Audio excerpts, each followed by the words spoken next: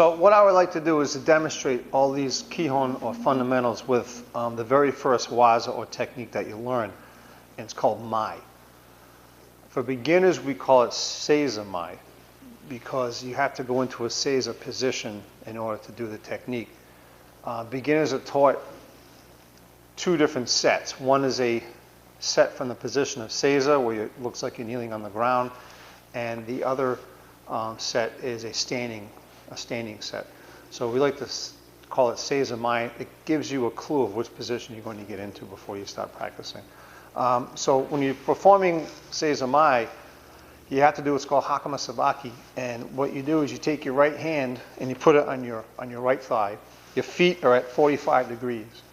And then you go into what's called a Sankyo position here. So both knees are bent. And you're going to take your right hand and you're going to slap your Hakama from the right and to the left as you sit into the position. And you do this, you're going to put your left knee down and your right knee is pointing to the right. And then you just simply place the right knee next to the left knee and then you sit right on the back of your heels. You should have a couple of little wings here if you've done it correctly. This position can be very, very uncomfortable for us Westerners if you're not used to it, especially on a wooden floor.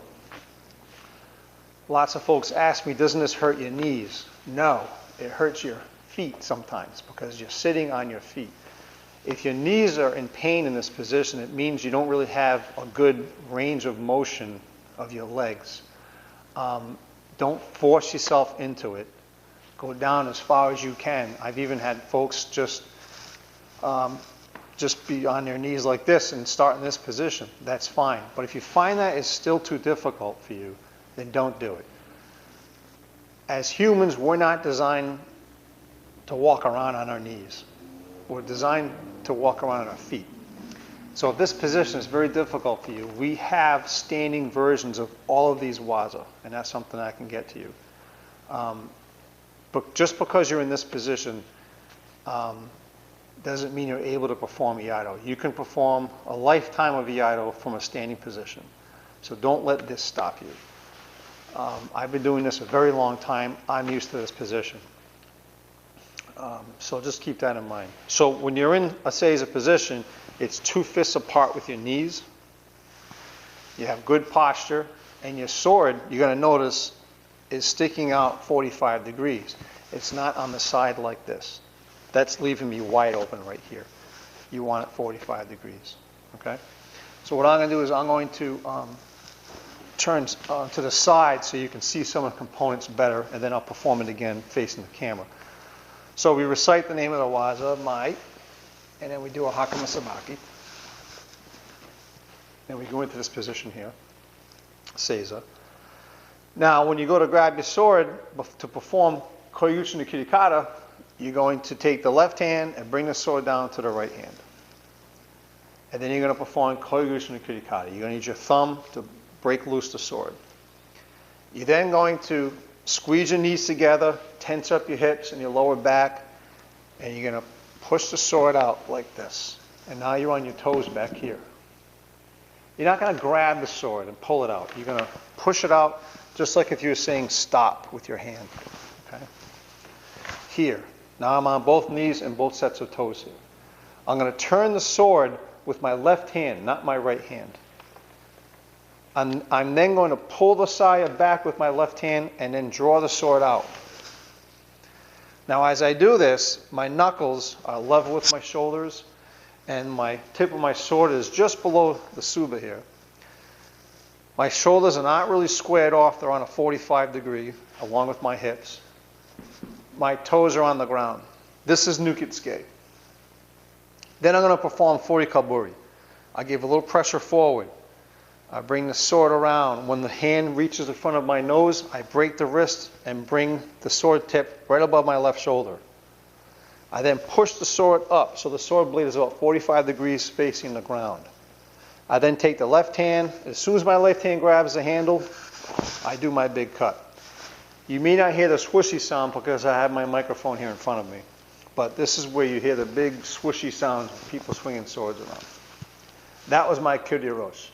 When I perform Kiryu-roshi, my finishing cut, the sword tip is just below the tsuba, And my right hand is literally almost laying on my right thigh here. My foot is in front of my knee. You don't want to be in this position. This is really bad for your knees. And it's not a very strong position to be in, combatively speaking. So it looks like my right hand is resting on my right knee. It's just above it. That was Kiryu-Rosh. Now we're going to perform Chiburi. Chiburi, we're going to let go of just the left hand. We're going to push our sword out, giving pressure. Our blade edge is still facing our fallen opponent. And we're going to bring the sword up. I'm going to do a bicep curl, I call it, as we let the tip down. You can pull the foot back here a little bit in order to stand up. You're going to stand up, both feet together, and then do your Chiburi. Now the right foot pushes back. You notice I didn't pull my sword back here. The right foot pushes back. I grab my saya, and then I perform Noto. And I sink down with my sword as it gets put away. My knee touches the ground. At the same time, my sword gets put away. I bring my hand out to the edge of the suka. I stand up. My knees are still slightly bent. And then as I back up, I perform my Zanshin.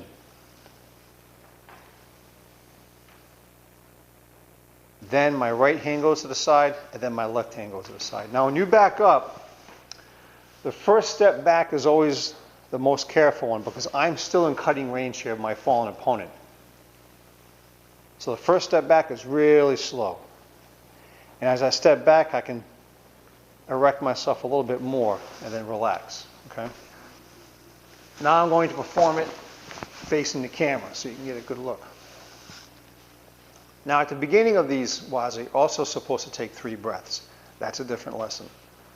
For now, we're just going over fundamental movements. So after you've gotten into Seiza, 2 fists apart, I'm sitting on my feet.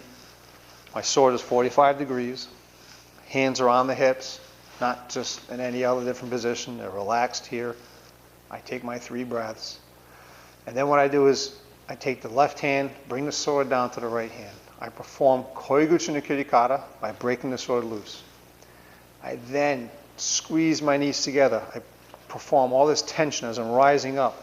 I push the sword out as my left hand's pulling the saya back. That's really important. Now I'm on both sets of toes. I'm on both knees. Now I'm going to perform Nukitsuke. Turn the sword with the left hand. Right foot comes out. Cut. You'll notice my tip is just below my tsuba. From here I perform Furikoburi, a little pressure, bring the sword around, break the wrist so the tip is over my left shoulder, push the sword up. Now I perform Kiryu-Rosh. There's my big cut. My opponent is now defeated. Now I perform Chiburi. I let go with the left hand. I bring the sword around. When the hand is in the same angle it was when I did my cut, which is 45 degrees, when it's in that same position, I drop the tip and do a little bicep curl here. I pull my right foot in very slightly for balance, stand up, Chiburi. I then push the right foot back. I don't pull the sword back with me. I keep it here.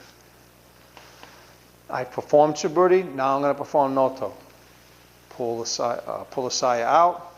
Pressure. Now I perform Noto. And I go down at the same time as my sword's getting put away. I secure my sword. Push the right hand out to the end of the handle. I stand up. Now I perform my Zanshin. My knees are slightly bent. I go back with my left foot slow. 2, 3. Then I relax, right hand, then left hand. That's a basic look at an Iaido waza called Seizumai. I'll show it to you at regular speed.